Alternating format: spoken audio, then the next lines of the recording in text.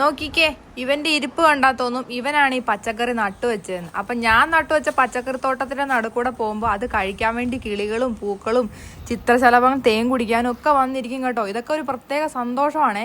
നമുക്ക് വീട്ടിലേക്കുള്ള കറികൾക്ക് വേണ്ടി മാത്രമല്ല, ഇതിനകത്തൂടെ നടക്കുമ്പോൾ എന്നാ സന്തോഷം പറയാം. നിങ്ങളുടെ വീട്ടിൽ എന്നാക്കെ കൃഷിയാണ് ഉള്ളത്? വള്ളിപ്പയർ കൃഷി ചെയ്തിട്ടുണ്ടോ? ഞാനാണ് എൻ്റെ പൊന്നോ, ഞാൻ കുറ്റിപ്പയറാന്നും പറഞ്ഞിട്ട് വള്ളിപ്പയർ മേടിച്ചുകൊണ്ട് വെച്ചു ഗൈസ്. വള്ളി വന്നു കഴിഞ്ഞപ്പോഴാണ് അമ്മ പറഞ്ഞത്, മോനെ അത് കുറ്റിപ്പയറല്ല വള്ളിപ്പയറാന്ന്. അങ്ങനെ ഞാൻ പിന്നെ ഒന്നും ചെയ്തൊന്നുമില്ല. അതിങ്ങനെ വള്ളിയൊക്കെ വീശി നമ്മളെ റോസ് കളറിലെ പൂക്കളൊക്കെ ആയിട്ട് നിൽക്കുകയാണ്. അപ്പോഴാണ് തിരിഞ്ഞു നോക്കുമ്പോൾ ദേ നിൽക്കുന്നു പച്ചമുളകാണെങ്കിൽ എന്നൊക്കെ വെറൈറ്റി ഉണ്ടെന്നറിയോ. ഞാനാണെങ്കിൽ ഉണ്ടല്ലോ വറ്റൽമുളക് വാങ്ങിച്ചുകൊണ്ട് വരുന്നതിനകത്തൊന്നും അരി അങ്ങ് ചുമ്മാ വാഗി എല്ലാ ടൈപ്പ് പച്ചമുളകും ഉണ്ട് കേട്ടോ. അതെല്ലാം അങ്ങനെ ആയി നിൽക്കുവാണേ. ഇത് ജൂണിലെടുത്ത വീഡിയോയാണ്, മഴയൊക്കെ ഏകദേശം വരുന്നതിന് മുന്നേ തന്നെ. പച്ചമുളകൊക്കെ ഇപ്പോൾ അടിപൊളിയായിട്ട് നിൽപ്പണ്ടേ.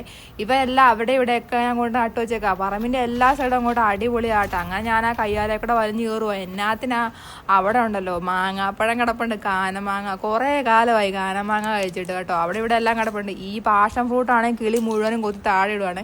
താഴെ വീഴുന്ന മൊത്തം എലി തിന്നുക. നമുക്ക് പിന്നെ വലിയ പുളിയായതുകൊണ്ട് വലിയ താല്പര്യമൊന്നും ഇല്ല. അപ്പോൾ ഒരു ഉപകാരമില്ലാതെ ഒരു നാരകോളം അങ്ങനെ നിൽക്കും. എന്നത്തിനാണ് ഇവനൊക്കെ നിൽക്കുന്നതെന്ന് മനസ്സിലാവുന്നില്ല ഗേയ്സ്. അപ്പോൾ കിട്ടിയ മാങ്ങാപ്പഴം മണത്തൊക്കെ നോക്കുമ്പോൾ ദേ ഒരാൾ എനിക്കും കൂടെ മാങ്ങാപ്പഴം തായോ എന്ന് പറഞ്ഞിട്ട് നിൽക്കുകയാണ്. ലോയാക്കൂട്ടിനാണെങ്കിൽ ഈ മാങ്ങാപ്പഴം വലിയ കാര്യമാണ്. നമുക്ക് എന്നാന്ന് അറിയത്തില്ല, ഇങ്ങനെ പച്ചപ്പൊക്കെ കണ്ടു കഴിയുമ്പോഴത്തേക്കും പറമ്പിൽ നിന്ന് പോകാൻ തോന്നത്തില്ല കേട്ടോ. പിന്നെ എൻ്റെ കണ്ണു പോകുന്നത് ഈ ഒരു മാങ്ങാപ്പഴത്തിലോട്ടാണ്. ഇനി മാങ്ങാപ്പഴം അവിടെ നിൽക്കട്ടെ, നമുക്ക് കുറച്ച് കറിവേപ്പില കുറച്ചെടുത്താലോ. ഹോസ്റ്റലിലോട്ട് പോകുന്ന സമയത്ത് ഞാനിങ്ങനെ ഒരു കൊട്ടയായിട്ടങ്ങ് ഇറങ്ങും. എന്നിട്ട് കറിവേപ്പും പച്ചമുളകും എല്ലാം പറിച്ചെടുക്കും. നോക്കുമ്പോൾ ഒരാൾ ഇതേരുന്ന് തേൻ കുടിക്കുക കേട്ടോ. തേൻ കുടിക്കാൻ അവിടെ പൂവൊന്നുമില്ല, പക്ഷെ പുള്ളി കാര്യമായിട്ട് എന്തൊക്കെയോ പറിച്ച് കഴിക്കുകയൊക്കെയാണ് കേട്ടോ. ഞാൻ കുറച്ച് നേരം നോക്കിയിരുന്നു. നമ്മളിവരൊന്നും ഡിസ്റ്റർബ് ചെയ്യേണ്ട കാര്യമില്ലല്ലോ. അവൻ അങ്ങനെ തേൻ കുടിക്കട്ടെ. നമ്മൾ നട്ടു വെച്ച കറിവേപ്പല്ലേ. കറിവേപ്പാണെങ്കിൽ മൂത്ത് കാ വരെ ഉണ്ടായി കേട്ടോ. ഇനി അത് പൊഴിഞ്ഞ് വീണ് അത് അവിടെ എല്ലാം തൈ ഉണ്ടായി വരും. ഒരു തൈ ഉണ്ടായി നിൽപ്പുണ്ട് കേട്ടോ താഴെ. അപ്പം ചിത്രജലവും പറന്നു പോകുന്ന ഞാൻ അങ്ങനെ നോക്കിയിരുന്നു. നമ്മുടെ കൊട്ടയ്ക്കകത്താണെങ്കിൽ ആകെപ്പാടെ കറിവേപ്പില മാത്രമേ ഉള്ളൂ. ഇനി എല്ലാ സാധനങ്ങളും പെറുക്കിയെടുക്കണം. ഇതാണ് കുട്ടിത്തക്കാളിയാണെങ്കിൽ ഇഷ്ടം പോലെ ഗുണങ്ങളുണ്ട്. പ്രമേഹമുള്ള ആൾക്കാർ ഇത് തോരൻ വെച്ച് കഴിച്ചാൽ അടിപൊളിയാണ് കേട്ടോ. അപ്പം ഞാനിതിങ്ങനെ പറിച്ച് കളയാൻ നിർത്തിയേക്കോ. കണ്ട കാട്ടിലും വെള്ളലും എല്ലാം ഈ മരം ഉണ്ടേ, ഈ ചെടി ഉണ്ട് കേട്ടോ. അപ്പം നമുക്ക് വേണമെങ്കിൽ അത് നമ്മുടെ വീട്ടിൽ വളർത്തിയിട്ട് ചീരയുടെ കൂടെ അരിഞ്ഞ് തോരൻ വെക്കുകയൊക്കെ ചെയ്യാം. അപ്പം നമ്മളിങ്ങനെ ആരും അറിയാതെ പോകുന്ന സാധനങ്ങൾക്കാണ് കേട്ടോ അടിപൊളി ഹെൽത്തി ആയിട്ടുള്ളത്. അതൊക്കെ നമ്മൾ വീട്ടിൽ വളർത്തി എടുത്തിട്ട് വേണം കഴിക്കാൻ. കടയിൽ നിന്നൊക്കെ വാങ്ങുന്ന എന്നാ വിഷം അറിയാമല്ലോ. അപ്പോൾ കുറച്ച് തക്കാളി അവിടെ ഒറ്റപ്പെട്ട് വന്നപ്പോഴത്തേക്കും ഞാൻ അവരെല്ലാം കൂടെ കൊണ്ടുവന്ന് കൂട്ടമായിട്ട് അങ്ങ് നിർത്തി. ഇനി അങ്ങോട്ട് പച്ചമുളകിൻ്റെ കഥ പറയാം. എൻ്റെ പൊന്നെ, പണ്ടാണെങ്കിൽ വീട്ടിൽ കാന്താരിയൊക്കെ ഒന്ന് കൂടുതലായിട്ടും കേട്ടോ. പച്ചമുളകൊന്നും അങ്ങനെ വാങ്ങത്തേ ഇല്ല. പിന്നെ ഒരു കാലത്ത് പച്ചമുളക് നമ്മളില്ലാതെ വന്നപ്പോഴത്തേക്കും സ്വന്തമായിട്ട് അങ്ങോട്ട് കൃഷി ചെയ്തിട്ട് നമ്മളൊരു കറിക്ക് വേണ്ടി ഓടിച്ചെന്ന് പറിച്ചെടുക്കുകയാണ്. അതിൻ്റെ ഒരു വൈബ് വേറെയല്ലേ. നമ്മൾ സ്വന്തമായിട്ട് കൃഷി ചെയ്തിട്ട് നമ്മളെ കറി വെക്കാൻ സമയമാകുമ്പോൾ ഓടി പറിച്ചെടുക്കുന്നത് എന്നാ രസമല്ലേ. അപ്പം ഞാൻ ഇതുപോലെ വഴുതനങ്ങ പറിച്ചെടുത്തോണ്ട് പോകുന്നു. വഴുതനങ്ങ ഇങ്ങനെ വലിച്ചു പറിക്കില്ല കേട്ടോ. അതിൻ്റെ ഒരു കൊമ്പ് ഒടിഞ്ഞങ്ങോട്ട് പോകും. ഞാനൊരു ആവേശം മൂത്ത് കയ്യിലൊരു ക്യാമറയും പിടിച്ചിട്ട് അങ്ങനെ എടുത്താണ് കേട്ടോ. അങ്ങനെ പറിച്ചെടുത്തിട്ട് ചെടി പോകും. അപ്പോൾ പറഞ്ഞു വന്നത്, നമ്മൾ കറി വെക്കാൻ സമയമാകുമ്പോൾ ഓടിച്ചെന്ന് പറിച്ചെടുക്കുന്ന ആ ഒരു ഫ്രഷ്നെസ് വേറെ എന്തിനെങ്കിലും കിട്ടുമോ? ഇതാണെങ്കിൽ പിരിഞ്ഞു കിടക്കുന്നതേ ഉള്ളൂ കേട്ടോ. ഇവന് നല്ല എരിവൊന്നും ഇല്ല കേട്ടോ.